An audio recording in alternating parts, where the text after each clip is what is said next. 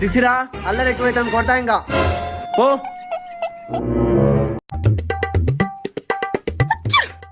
ఇందా నాన్న శిశిరా అన్నం నిన్ను లేకపోతే బూచోడు వచ్చి పట్టుకొని పోతాడు. నీకు ఎక్కువ అయిపోతావు, నువ్వు నీ పని చెప్తా. సరే బయట పోదాం రా, స్నాక్స్ తీస్తా. శిశిరా నీకు నచ్చింది తీసుకొని నేను మళ్ళీ వస్తా. అడుంది పోరా.